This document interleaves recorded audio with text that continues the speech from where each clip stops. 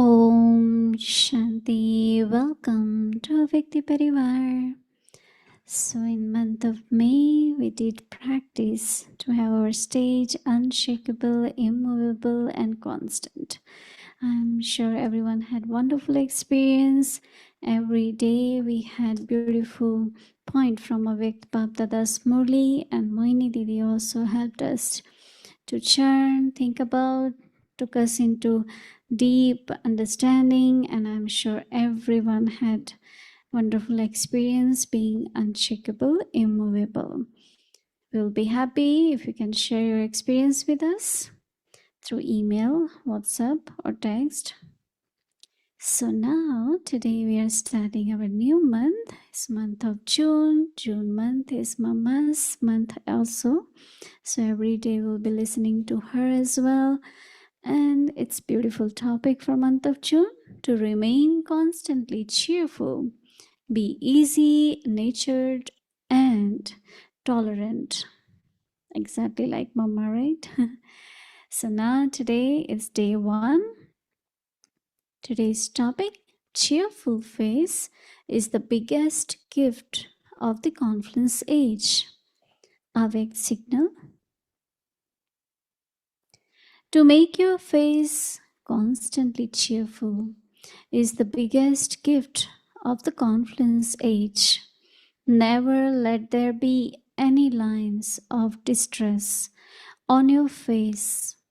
A full moon looks so beautiful. In the same way, let your face be constantly cheerful. Let your face shine so much that others are able to see their form in your face. For this, make your nature simple and be tolerant. Self-respect point. I am a contented soul. What should you do in order to remain constantly stable in the same enthusiasm and zeal? Have the awareness, I am a child of God. I am a contentment jewel, and I help others become contentment jewels. By remaining in this self-respect, I stay constantly cheerful and enthusiastic. Practice. Having belonged to God, I sing only one song. Whatever was to be attained, I have attained. Now we will listen to Mohini Didi ji.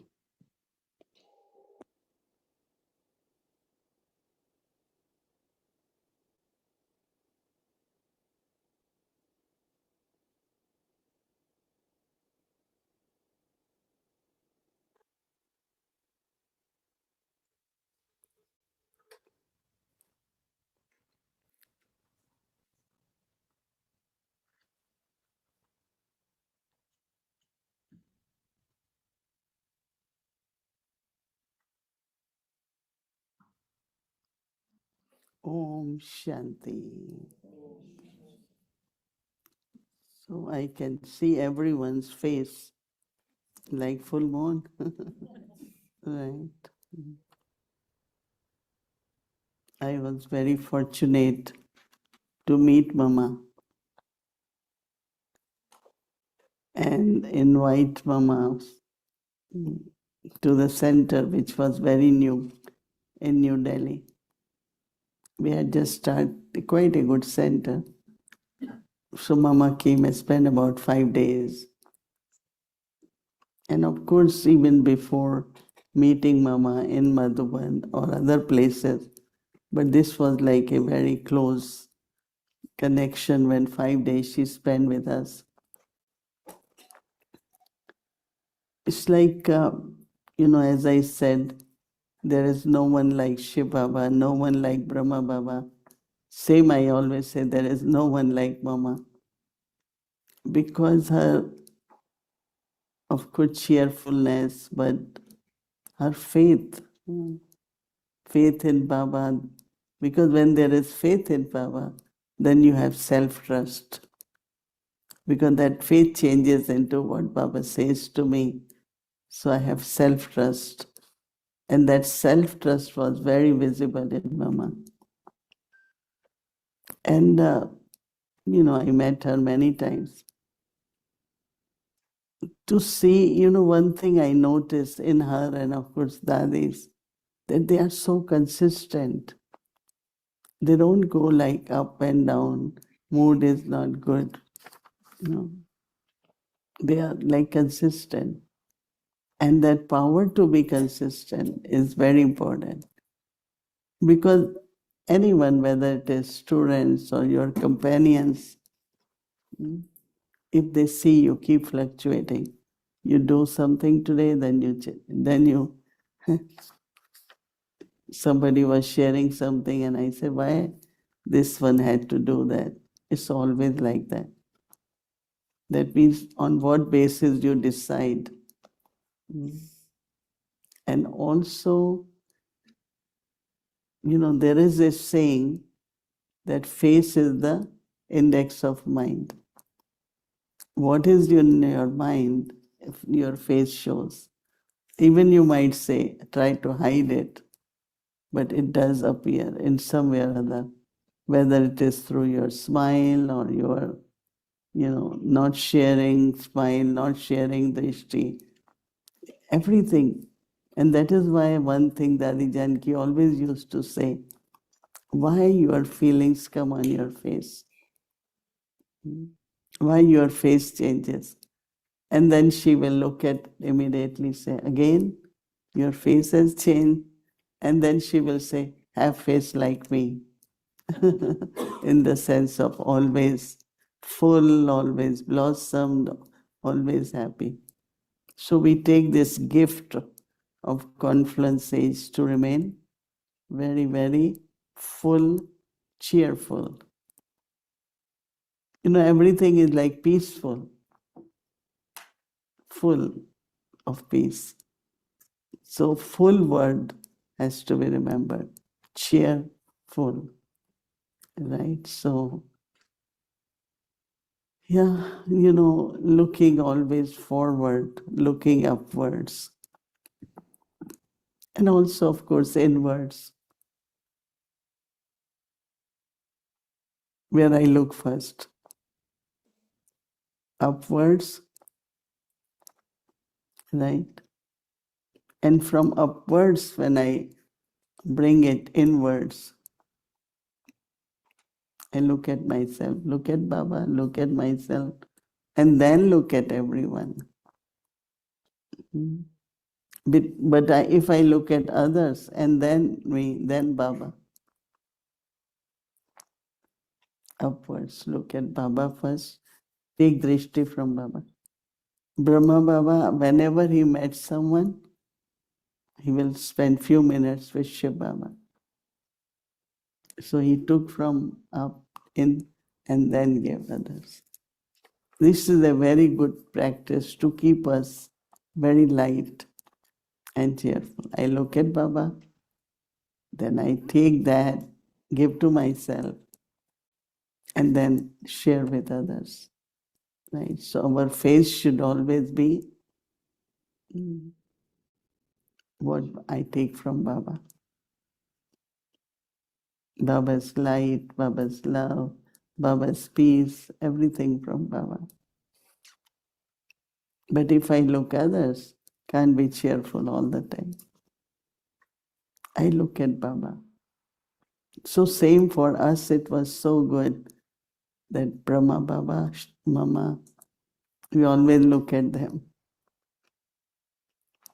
I could never forget Brahma Baba's face all the time. All different diverse oppositions, obstacles, difficulties. But his face was same, cheerful. And of course, one of things Baba said, Baba's cheerfulness coming is what I am becoming tomorrow. Sri Krishna's face is always cheerful. I am going to be this tomorrow. So what are we becoming? What are we becoming? Deity, divine. So our face has to, people should immediately say, oh, you really look like goddess.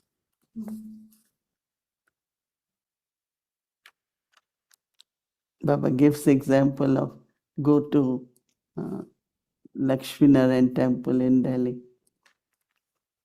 My college of journalism was next door to Lakshminarayan temple. So every evening when I go to college, I used to go in the temple. And at the entrance, this is a big temple with full-size Lakshminarayan's idols. And I used to love the eyes, and so I will spend 5 minutes, then I go for my, college. So when Baba mentioned that the face was like, feels so good looking at that. So same should be us. So the gift of confluence age, cheerful face. Right? So Baba said, cheerful face is the biggest gift of confluence age. Never crying face. And tolerance, serene nature, but tolerance. Mama, as you all know, had some bodily, was not only body was not well, but it was painful. It was. And I remember that just few days, like 10 days before she left body, I was there. And other dadis, they used to stay all the time around Mama. So many dadis were sitting and they were asking Mama, Mama, what you thinking? She was so cheerful, drama. I mean, even the way she was gradually getting ready, she knew that she's leaving body because there was no treatment. I couldn't believe. I still think, how can she just say drama and smile? And that's what, when I say, we receive from them. No? So Baba says, to make your face constantly cheerful.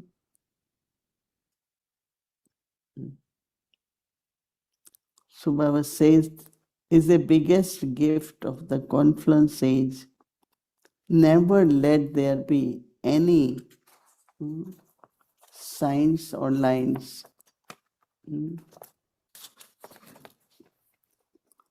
of, Baba says, distress on your face.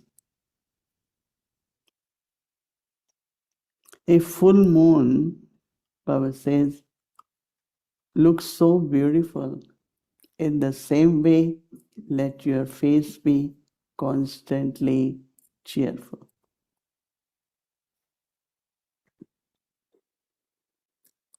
So the truth, Baba is talking about.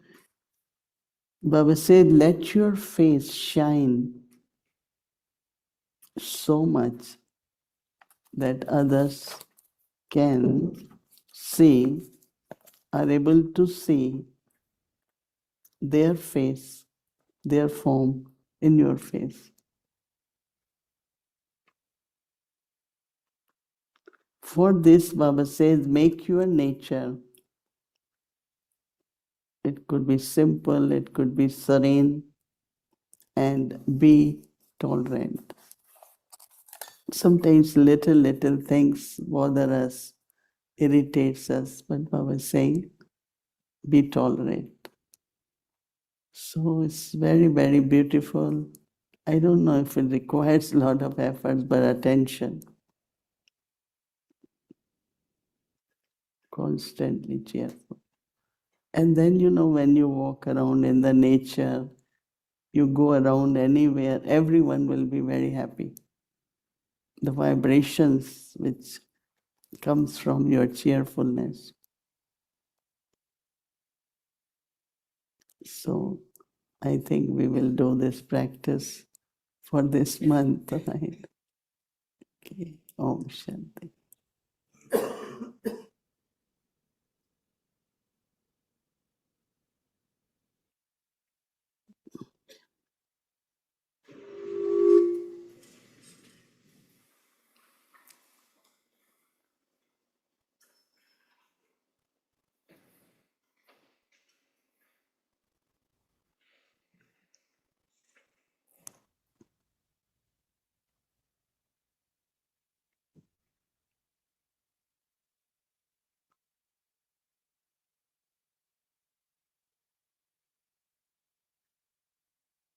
Om Shanti Didi and Om Shanti Avyakti Parivar. It's very special to be here with you and with everybody, the wonderful family here in Peace Village and all the regional retreat participants.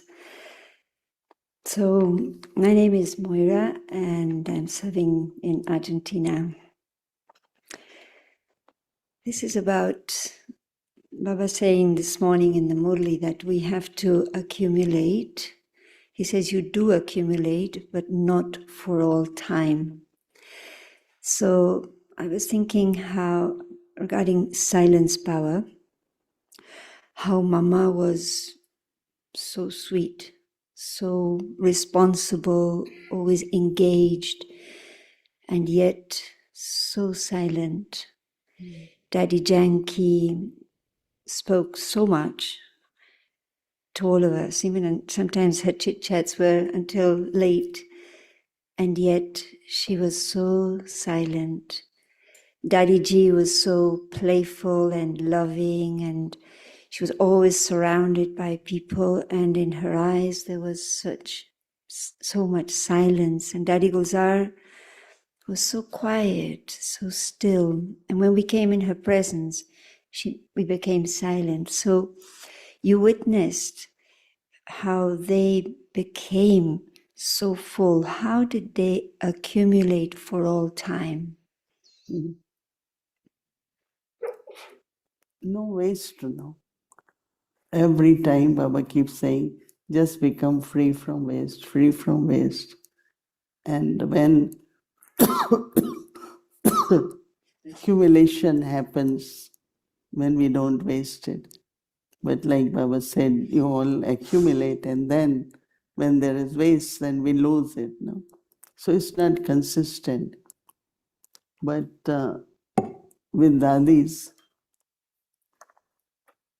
it's like they don't waste it. Don't, little things like, let's say I gave you something or said something to you.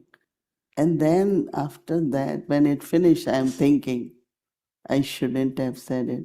Maybe I should have, so we go back.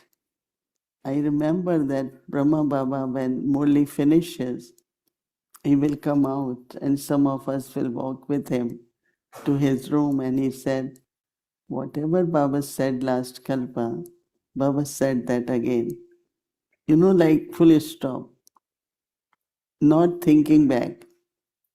I remember one time I tried to practice on that if something, let's say, have been done, even sometimes it might not be right, but just have good wishes instead of thinking I shouldn't have, why did this happen? It's like we go back, all that is wastage. And then accumulation, that means you are not consistently accumulating, but rather you are wasting. One is spending. Spending is all right because it will increase, but wastage is wastage. Right. And that is why their silence, everything was natural for them. It's not they were making efforts, because when there is no wastage, then your pure energy is very consistent. And that could be silence or peaceful, loving or sweet. All these qualities they all had. Yeah. And that's what we all have to pay attention. not keep thinking about 10 days ago, 30 days ago, last time when we met, So, to remember good thing is all right, but what didn't work out, what you were not at that time, to think about all that, it's quite a wastage, loss. Thank you. That's very useful. Didi, when we design retreats, whether it's the retreat in India, the big retreat for the instruments, or even this retreat, we always feel it's important to include silence. So either we propose a silence day or a silence morning, or now we propose to have our breakfast in silence. And we think it's important, and we come with a full aim that this is going to be really a wonderful experience. And the aim of this retreat was to make like the Murli alive, like 10 minutes silence, then some silent movement, then a silent breakfast. But, what happens to us is that when we go to the dining room, we are so happy or excited to be together, because being with a family is such an amazing experience and gift, that we think that chatting with each other is more important than silence. So we forget the aim the minute we walk out of here. And so what are we lacking? That, well, on one hand, we eager and we want to be silent, we want the benefit of being silent, but on the other hand, we think that, our chit-chats are more attractive. Yeah. More pull. We're drawn to that. I think we have to understand silence. Silence is not only not speaking, verbal silence, but silence is actually of mind. That means this nature of too much thinking. Because if you are speaking, that means you are thinking. And I don't know, sometimes when I notice people keep talking, I am kind of surprised because, I don't have much to talk. Even as you said, we have so much, but I talk but also that helps others. Many come to me, I need 20 minutes, I want to talk. I said, okay. And within 5-6 minutes, they are done. No, because we are silent, so they could summarize what they have to say. A lot of things you will find you are giving others also as a gift. So I think that silence is kind of, it is a stage, but I don't know how to describe it. But I always love silence, in the sense of we talk, but I remember in Pandavaman there was a time we had a telephone exchange. That means you have to go and they will dial for you wherever you want to. And then every month they give us bill. So they say you call very often, but your bill is minimum. So I said, yeah, because I only talk what I need to talk. But some keep going on. Why? And then so much bill happens. And a lot of people on phone, on computer, now they talk through computer, right? So I think somewhere the homework is not done. What really I need to talk? Instead of keep talking. And it's in a way entertaining one's own self too, through talking. Wow. And I don't know how to describe because I'm not really too much, I talk, but I'm basically very, full and I feel very happy and all that. If I could be silent, Right. So, yeah, somebody who is, as you all saying, you all are trying, could share more. Well, one thing I must admit that I think our conversations are changing sometimes about service, not always, but also about practices, about, how we're doing in our own efforts. And I think I appreciate that. It's like we feel now a shift in the way we are interacting, but it's becoming spiritual. yeah. Chanting. I remember when you came to Argentina with Daddy Ji, you came with Ishu Daddy and Mohini Ben from Madhuban, and we had 3 meals with you, and Uma Ben was cooking for you, and she just put a spoonful of each item on Daddy Ji's plate. She ate very little. She was all of you were so silent. It didn't take too long for you to eat. But then there was a chit-chat, and it became such around Daddy Ji, and it was so beautiful, like so lively, sharing with her. So maybe we could try less food, a bit of silence, and then a chit-chat.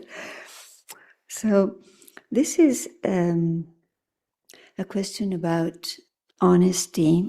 I'm studying a Murli in which Baba is talking about the complete and perfect stage of purity.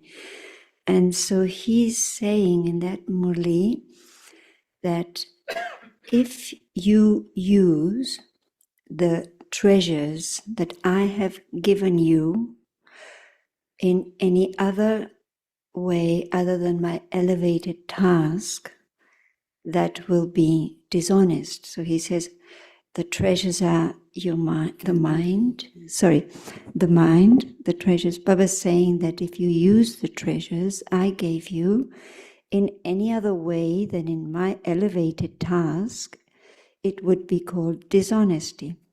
So he says the treasures are the mind, the thoughts, the deeds, the words, the body, your wealth. So when you see us as an honest soul, if you were to say so-and-so is honest, what would you be looking at? I am sure. I feel you all are very, very honest. And but you yourself said, like I give example that we say mind is Baba's and time is Baba's. But let's say, you sit on computer, you have to do your task.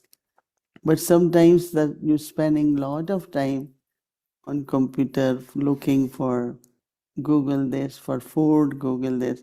Like you are spending a lot of time, it is not your time. It's for Yagya Seva, right?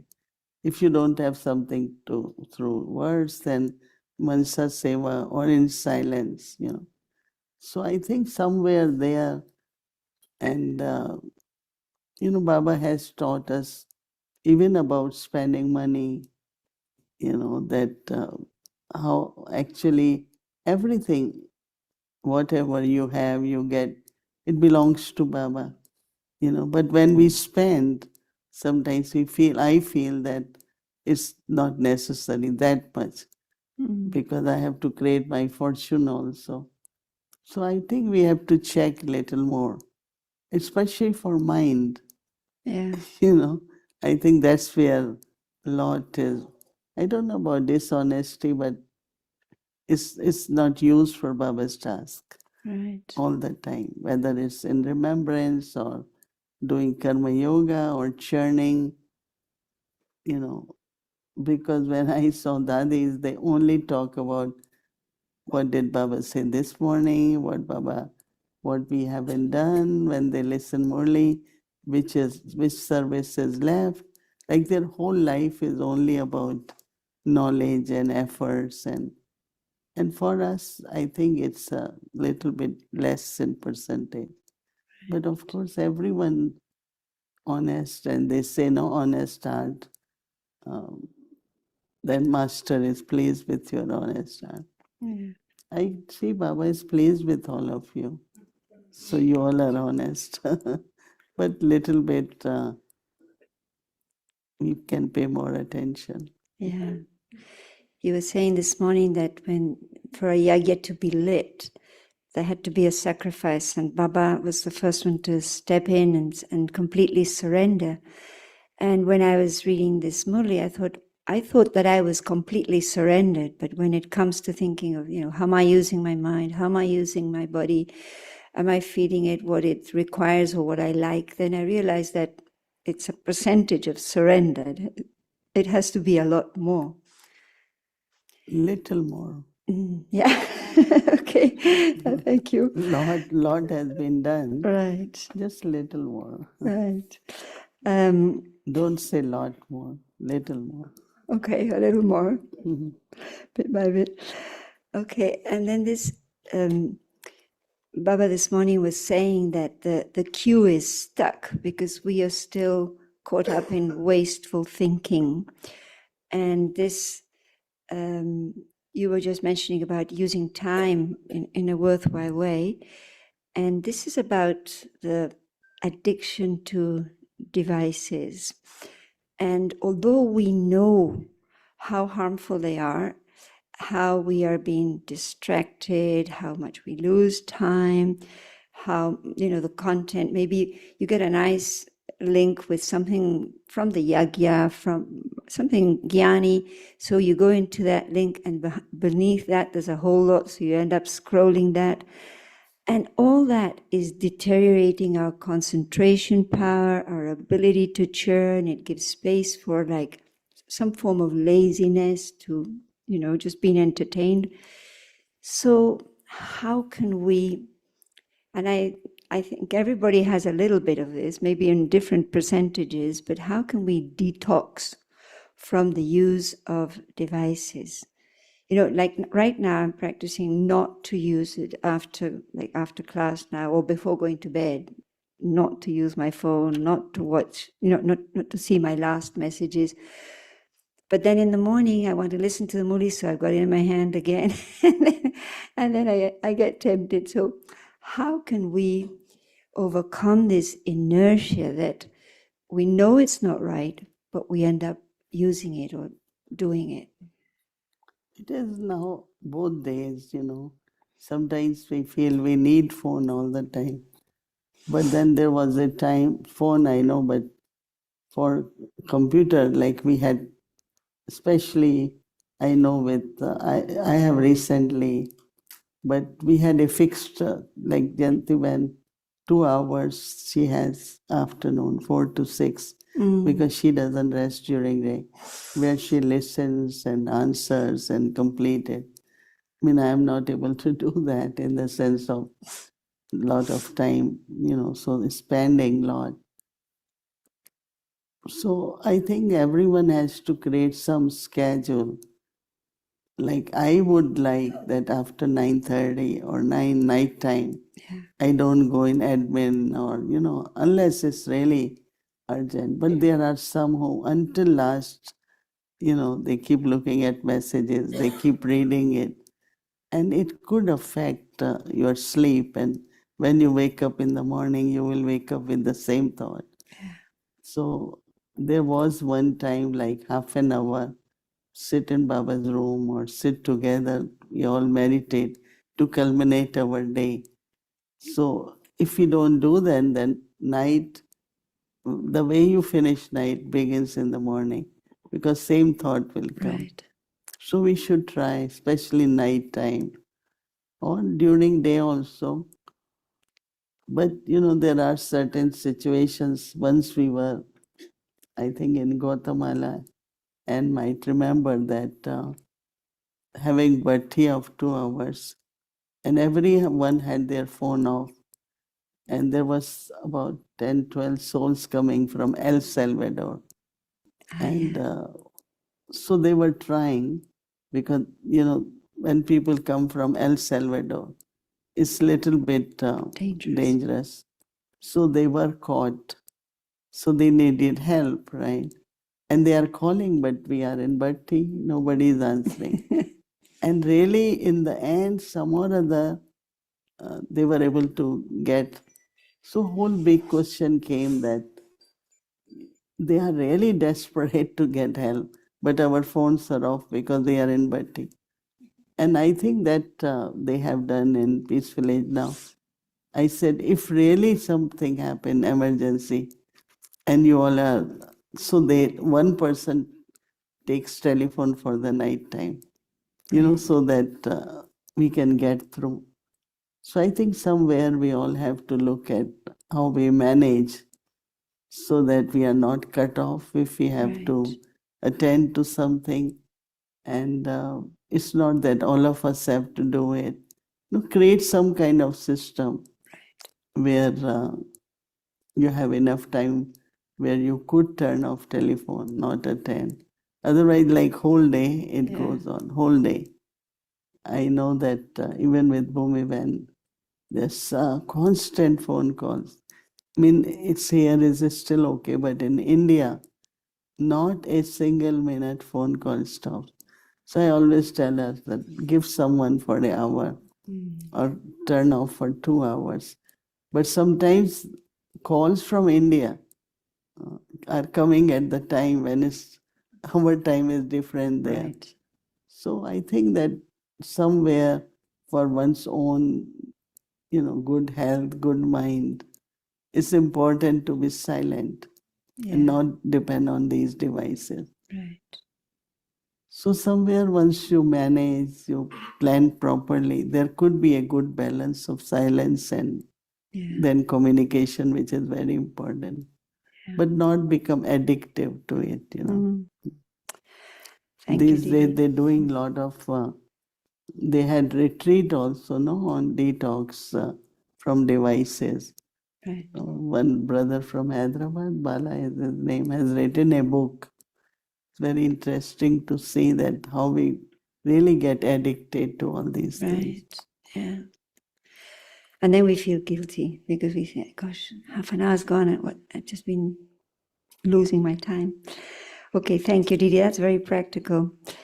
Another thing is, some time ago, you encouraged us and said, okay, everybody move out of the centers. Let's do big programs again. Before we used to do big programs. And so that is happening with not so much effort these days. What I see, if I can mention at least 4 things that I can share with you now, is like in Colombia, for example, they were in a book fair and hundreds of thousands of people went past Baba's stand. It was amazing. And in Mexico, they did a program for 2,000 teachers, which for some time we hadn't done. In Peru, they had 1,200 business people. We did a tour of 11 cities. We met 800,000 people. So somehow this is possible because after the pandemic, we kind of stayed within our centers in a bit of a comfort zone. So now we are moving out and we are doing ourselves what we would like people to do, which is leave their homes and come to us. But now we have to leave our places and go to them somehow. But at the same time, we have to be very focused and not get entertained with service so much to miss out on the inner work that needs to be done at this time to create an atmosphere, as was said in the Murli, that people can then benefit from. So I personally find that when I get too engaged, I again lose my balance. So it's as if I do either that or this. So how can we be like in a safe, balanced space?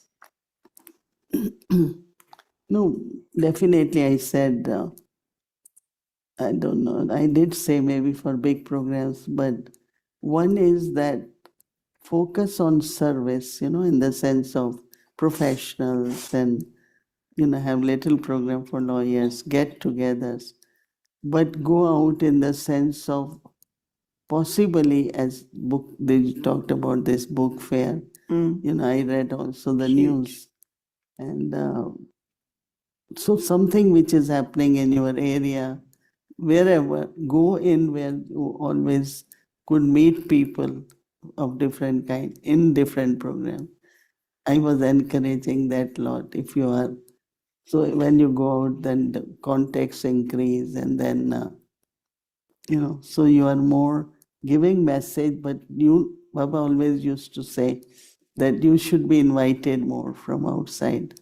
I think that's the best way. And then, of course, I don't know how many big programs we can do, but I do encourage expansion in a different way, like on a regular basis. Right. You do some get-togethers, and like one thing we have done, of course, we have created this whole team for admin and sustenance and all that.